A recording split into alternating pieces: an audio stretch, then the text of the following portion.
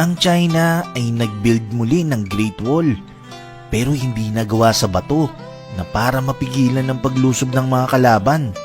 Kundi ang Great Wall na ito ay ang pagtatanim ng mga puno sa disyerto na tinatawag na Great Green Wall.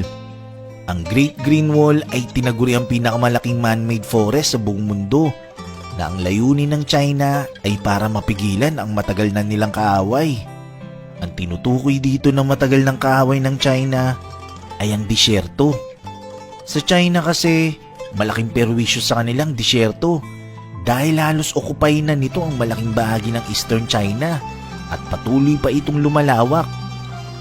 Bagamat ang China ang may pinakamalaking agricultural production sa buong mundo, 10% lang ng total land area nito ang pwedeng i-cultivate o tinatawag na arable land o pwedeng tamnan. Sa 10% na area na yon, kung magagamit lahat sa agrikultura, 20% na ng populasyon ng buong mundo ang kaya nitong suportahan. Lahat ng bakante pang lupa sa China na pwedeng gamitin ay talagang tinaniman.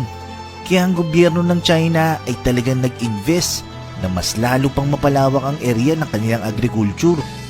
Kaya nga nakakagulat na ang bansang China na may pinakamalaking populasyon sa buong mundo ay kayang-kayang suportahan ang lahat ng pangangailangan ng kanilang mamamayan pagdating sa food supply. Katulad na lang sa Xinjiang region sa northwest. Halos disyerto talaga itong region na to ng China. Pero dahil sa deep irrigation na inilagay rito at mga technological systems na bumabawas sa evaporation, nakakapagpatubo na rito ng mga gulay kahit na walang ulan. At dahil lang bawat hektarya ng lupa ay mahalaga sa China, ang disyerto ay napakalaking banta at napakalaking problema sa kanila, lalo na't patuloy ang pagkalat at paglawak nito. Kinukonsider ito na major environmental issues ng bansa. At itong mabuhangin na disyertong ito ay kasalukuyan na natatabunan ang 27% ng kabuuang teritoryo ng China at patuloy pa itong nag-e-expand. Noong 2006, itinatayang nasa 1,000 square mile kada taon ang lawak na sinasakop ng mga buhangin galing disyerto kumpara sa 600 square mile kada taon noong 1950s. Katunayan, isa sa mortal na kaaway ng China ay ang Gobi Desert. Halos nag-extend na kasi ito hanggang sa layong 386,102 square miles across sa China at Mongolia. Ang Gobi Desert ang tinuturing na isa sa pinakatuyot na disyerto sa buong mundo. Ang buhangin at alikabok dito ay regular na nananalasa sa mga residente at bukirin.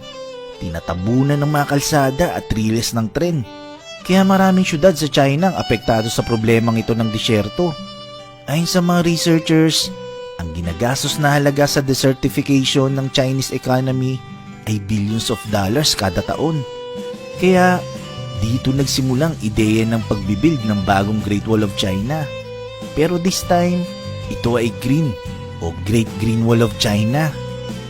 Hindi katulad ng mahigit 21,000 kilometers na haba ng fortification wall, ang Great Green Wall ang pinakamalaking forest planting project sa buong planeta.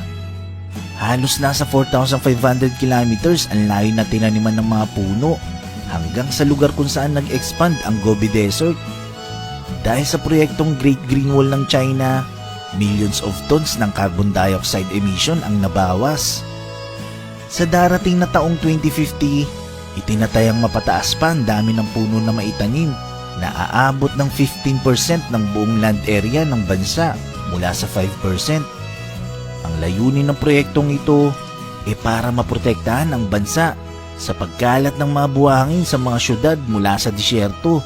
Karamihan sa mga disyerto ay matatagpuan sa norte ng China. Hindi na pinatagal ng mga Chinese na simulan ng proyektong ito. Sinimula ng proyektong Great Green Wall noong 1978 at inaasahan na matatapos sa taong 2050. Ang gobyerno ay inobliga na ang lahat ng kanilang mga mamamayan na nasa edad 11 pataas ay kinakailangan magtanim ng at least 3 poplar tree kada tao bilang kontribusyon sa proyektong ito. Binabayaran ng gobyerno ang mga nagtatanim ng seedlings at ang ibang private lands naman ay inuupahan ng gobyerno para taniman ng marami pang puno. Dahil dito, maraming mahihirap na residente ng China ang nabigyan ng pagkakataon na makapagsimula ng negosyo rito. Isa na rito ang pagbebenta ng seedlings. Kaya maraming mga mahihirap doon na yumaman ngayon dahil sa pagnenegosyo sa napakalaking proyektong ito. Bagamat ang China ay kilala sa pagiging komunistang bansa, kapitalism ang ginamit ng gobyerno para mapagpalago ng mga puno. Ang napakalaking environmental project na ito sa kasaysayan ay kinakailangan ng iba't ibang methods ng reforestation. Bukod sa pagtatanim ng seedlings, ang mga buto ay kinakalat sa area sa pamamagitan ng paghagis nito mula sa plane o helicopter. Hindi lang mga professional at mga mamamayan ang involved dito sa pagtatanim, dahil maging ang mga Chinese officials kabilang ang mga minister ay nagpa-participate na magtanim para sa proyektong ito. Halos nasa 500 million na Chinese kada taon ang bilang na nagpa-participate na magtanim para sa proyektong ito. Kaya naman, ang total na bilang ng mga puno na natanim na ay umabot na ng bilyon na piraso. At sa taong 2050, inaasahan ng Chinese government na marireach ang total na bilang na 100 billion na puno na maitanim.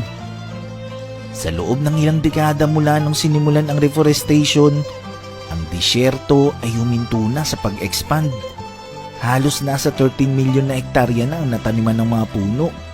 Bagamat hindi pa tapos ang proyektong ito, ang forest area sa norte ay umangat sa halos 13.5% ang natapos na. So ang sukat ng area na nataniman na ay halos kasukat na ng Western Europe.